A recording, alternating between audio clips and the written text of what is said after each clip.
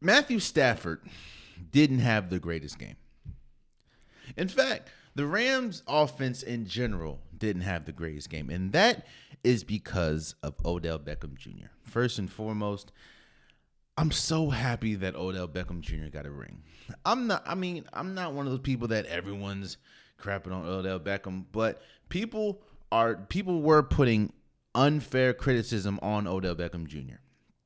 Now, do I think that he is a top wide receiver in the league? No, not anymore, at least, due to the amount of injuries that he has sustained in his career.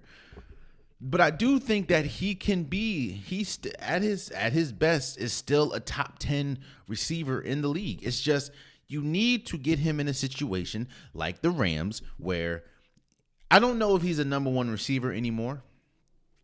However, he could possibly be the best number two receiver in the league when healthy. And I'm just so happy for Odell Beckham Jr. getting the ring. I mean, you saw he was crying on the sidelines after they won. He was crying with his with the mother of his child, or soon to be mother of his child. It was a great moment, man. But the Rams offense did not look good most of the entire game due to Odell Beckham Jr. And this is what I mean about, and we talk about a lot, game plan.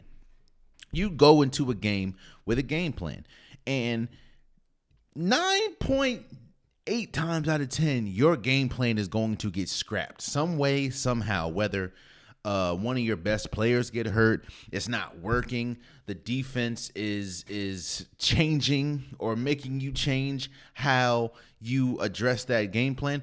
Your game plan more than likely is not going to work.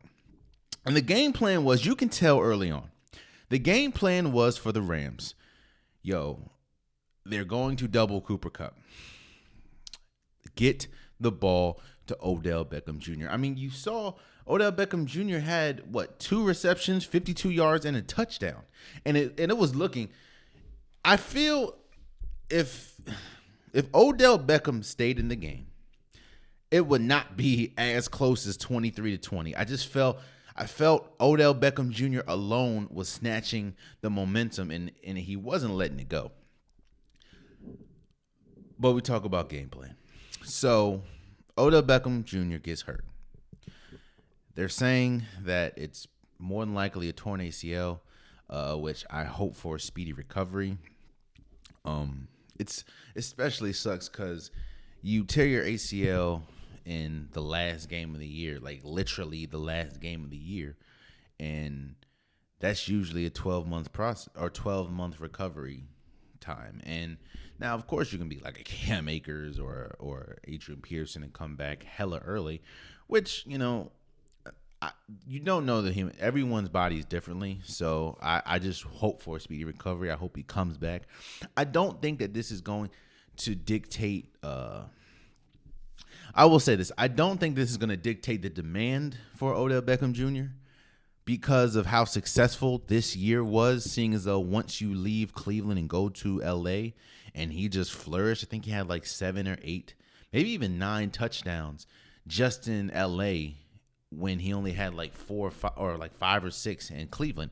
So I don't think the demand for Odell Beckham Jr. is going to dissipate due to injury, but I do think the amount of money that he could possibly get, because you're probably not getting Odell Beckham Jr. for next year, seeing as though he's going to be rehabbing.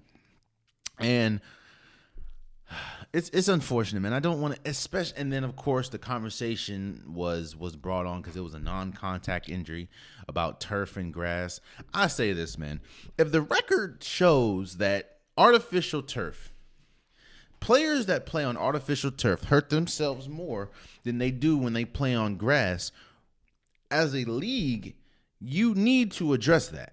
Now, I don't have the data in front of me. I don't know what the data is. But there is something to be said that once Odell Beckham Jr. went down, former athlete after former athlete after current athlete after current athlete after current athlete came out and said more than likely it was due, this wouldn't have happened if he wasn't playing on artificial turf. Now, I get the allure of artificial turf as far as for the NFL, it looks good. It's probably cheaper to maintain than real grass.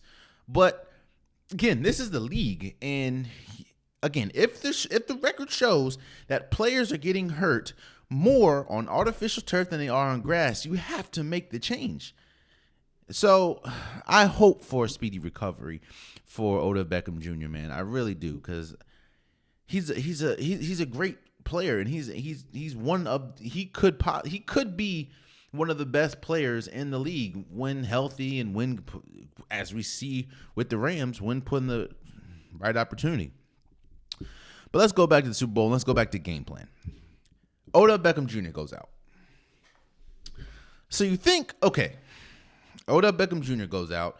We're pretty much rolling at this point. What does Odell Beckham Jr. mean for the game once he goes out? It means, okay, now the defense has to say, all right, we were about to have to figure out what's going to happen between Odell Beckham Jr. and Cooper Kupp. Now we can solely focus on Cooper Kupp and make somebody else beat us. Tyler Higbee wasn't playing. I think their backup tight end hurt his shoulder. The run game, and we'll talk about the run game for both teams, but the run game was so unsuccessful. I mean, Cam Akers had 13 rushes for 21 yards, an average of 1.6 yards. Darrell Henderson had 4 rushes for 7 yards. Sonny Michel had 2 rushes for 2 yards. Cooper Kupp had 1 rush for 7 yards. So the rushing game was not happening. So as a defense, you say, all right, Odell Beckham Jr. is not in the game. Whew. Because Odell Beckham Jr. was lighting us up. I mean, he had two catches. He had 2 catches, and he had a touchdown. He was lighting us up. So now we can focus our attention on Cooper Kupp. We can double him. We can triple him if we need to, and make somebody else beat us. Like I said, Tyler Higbee wasn't playing. Their backup tight end, I think, hurt his shoulder. So it's really on a player like Van Jefferson. And boy,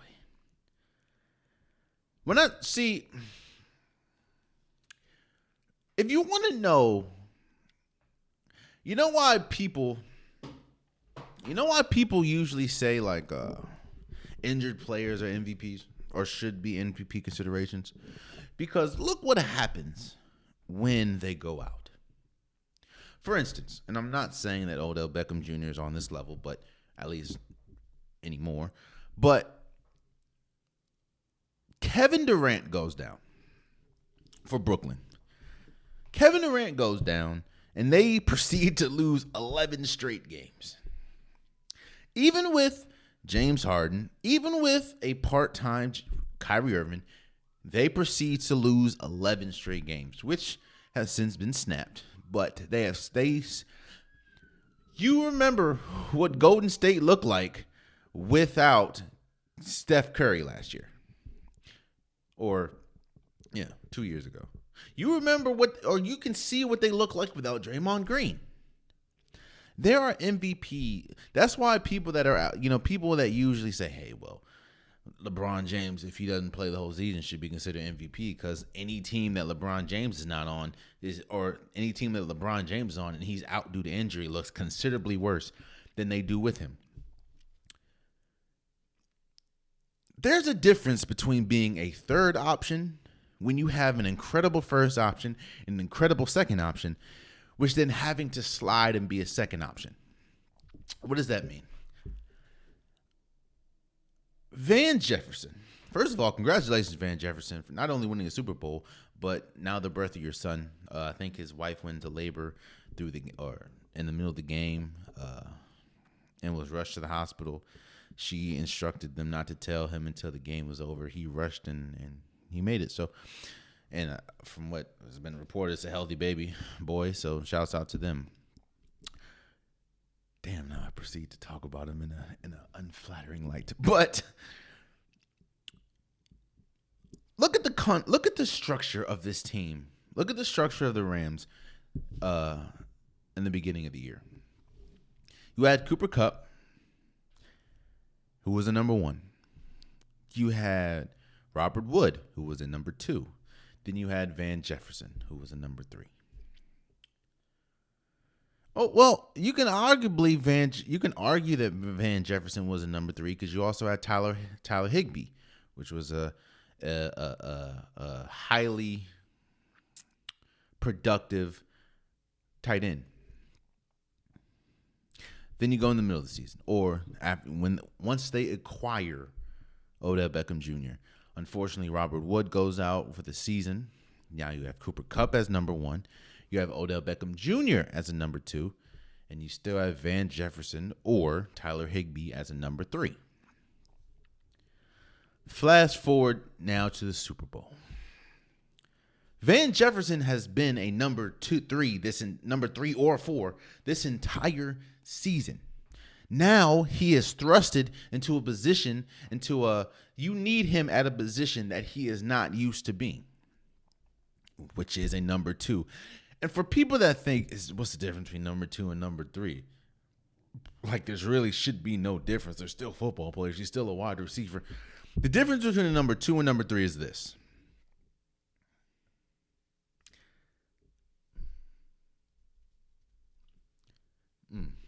Let me give you an example. Andrew Wiggins. Andrew Wiggins was the number one. And in fact, look at the trajectory of Andrew Wiggins' career. Andrew Wiggins was a number one because he was a number one overall draft pick. Then he slides to a number two when Karl Anthony Towns comes to the Timberwolves. He wasn't that good, number one. He really was not that good at all, honestly, as a number one. He had so much upside, but he wasn't that good because there's a difference between being a number one player and a number two player. Once he goes to a number two player, he plays a little better, but it doesn't produce wins. And it's pretty much 1A, 1B with him and Karl Anthony Towns. He's not as successful. He's not that good because there's a lot of expectation that comes with a number one or a number two. He goes to Golden State. He is a number three. Arguably number four. Right now, number three with Draymond Green being out, but arguably number four. Andrew Wiggins is having the best season of his career. He is an all-star. That is the difference. There's not a lot asked of you. There's not as much asked from you being a number two than a number three than number one. People outside of sports just think it's just numbers, but it's not. Think about it.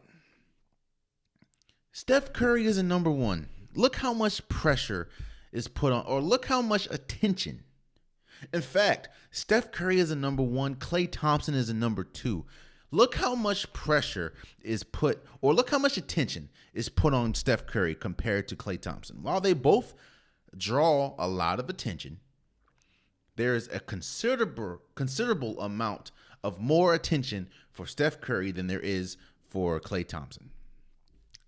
When we go to the Super Bowl, there's a considerable amount of amount of attention that went to Odell Beckham Jr. than it did to Van Joseph. So now that you put Van Joseph at the number two position, now defenses have to adjust to you.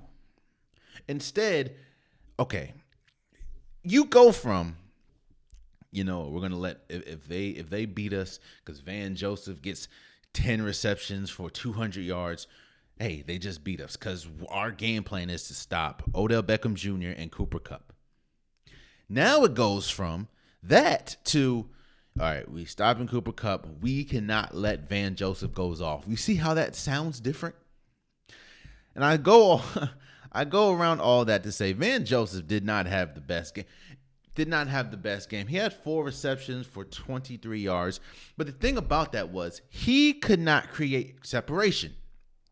Goes back to game plan. Goes back to what happens when your game plan, when ish hits the fan. The Rams needed Van Joseph to be a number two when he's not a number two. And that is the reason why the Rams offense, it really wasn't because of Matthew Stafford. Now, yes, Matthew Stafford did have 2 interceptions, but It was because your game plan was thrown off and the person that you thrusted up was not ready for that moment.